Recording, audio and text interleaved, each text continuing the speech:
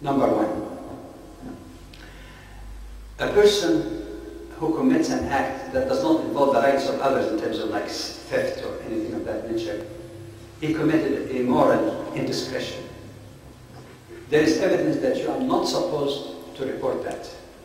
He is not required even to report on himself. Second, the ruler, even if someone report to him something, and again I'm talking about moral indiscretion, he is not required to keep digging as to who did what. Thirdly,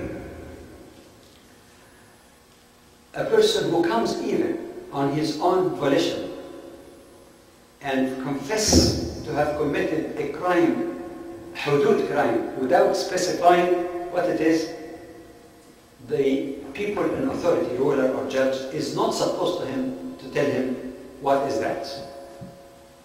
I'll give you an example. Some people might say, is that to liberal Islam, bid'ah type of Islam, something apologetic in the 20th century? What could be more authentic than the action of the Prophet ﷺ? It says that a man came to him in his masjid, Medina, and he said, Ya Rasulullah, O Prophet of Allah, I committed something that justifies hudud, that is mandatory punishment, something serious, something that deserves mandatory punishment. And the Prophet ﷺ simply ignored him. He didn't respond. So the man maybe thought that the Prophet is busy or something. The prayer time came, and azan was made, the man joined, everybody prayed. So he said maybe that's a good opportunity to remind the Prophet again. He went to repeat, Ya Rasulullah, I did something that justifies a criminal punishment. Did the Prophet tell him, oh, tell me, what is that? No. He said to him, oh, didn't you pray with us? He said, yes, I did. He said, maybe Allah has forgiven you. Not fishing. That's what the wrong impression that people say that criminal punishment. Fish, just try to shot as many heads as possible and many hands as possible. Another rule, you might think it's super modern. It is in the action, the word of the Prophet sallallahu alaihi wasallam.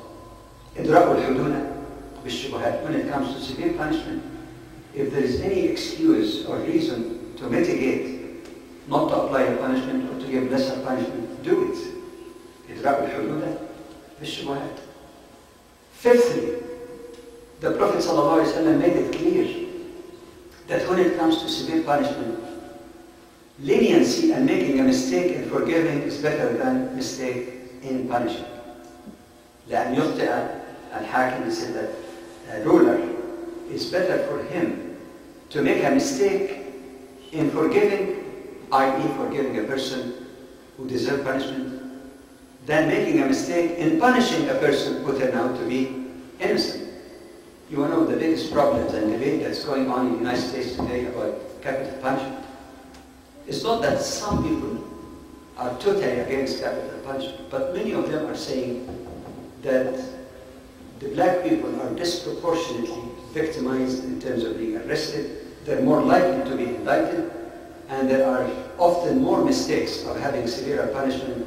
And there have been cases, which apply to other people as well, but disproportionately to black people. Many cases where the person is executed and you discover years later that he was innocent. How could you restore justice if the person is gone? I mean, if a person spends some years in prison, that's bad enough. But if a person is executed falsely, so see the hikmah of the process. It's you make a mistake. I'm not saying not to apply the rule of Allah, that would contradict what I'm saying. No, if a murderer killed someone, and the evidence is all there, you don't say, I forgive, because this is the hudud of Allah subhanahu wa ta'ala. He has to pay for that. But the idea is that if there is some kind of, the lawyers use different terms. Some they say, the balance of probability, that's a legal concept. Balance of probability. That things are not really so clear, but maybe it's weighed a little bit in favor of Allah. That legal requirement, that bar, might be acceptable for lesser offenses. Lesser offenses. Something is still not an issue. But you know, anyone here study law, maybe can explain to us that the bar for criminal punishment is much higher. You know what they say? Not the balance of probability, what they say.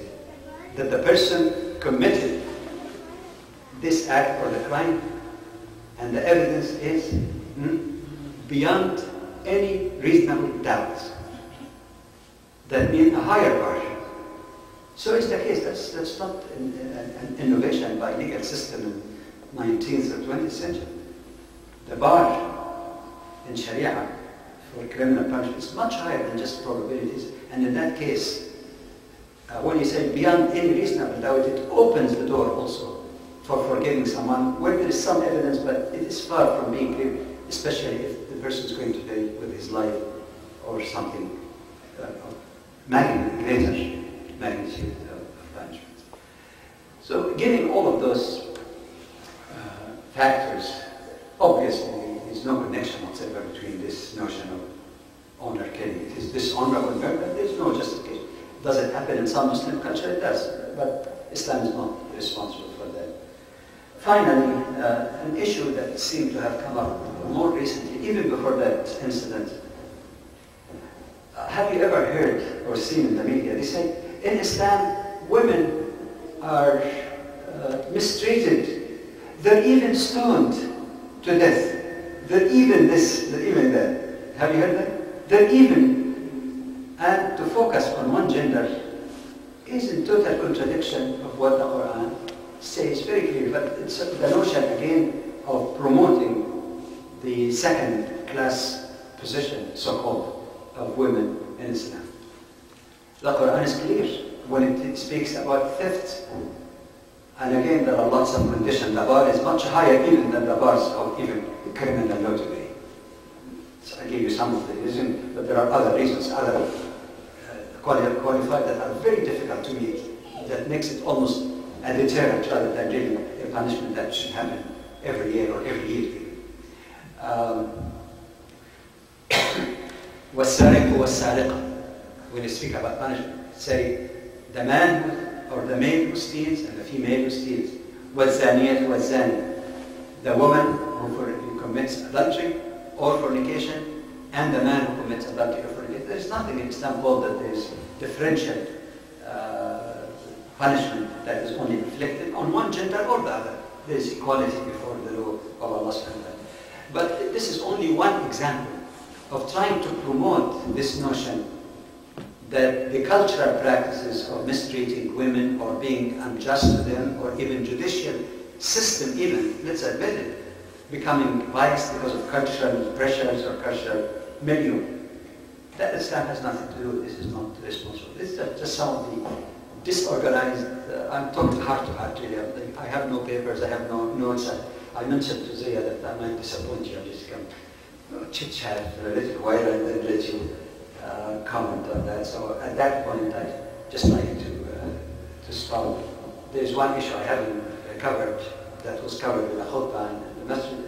The question of also the lack of skill in parenting among people in general, Muslims in particular, and Muslims coming from Muslim cultures in particular, is awful and woeful, both awful and woeful lack of understanding of how to deal with youth. And only just to conclude by referring to a statement attributed to Sayyidina Ali radiallahu anhu. It's a beautiful word, and that's a good conclusion for this about dealing with children. He says, play with your child for 7 years. Discipline him or her for 7 years. Befriend him or her for 7 years, and then let them alone and have no fear for them. If you ask child psychologists today, child psychologists, teenage specialist psychologists, they would raise their eyes with amazement after all this research for hundreds of years. Because it is well known that for upbringing children in the young age, what they need most to be good citizens, good raised persons is love and affection. The feeling of being accepted. You know, the parents giving attention, playing with them, coming to the level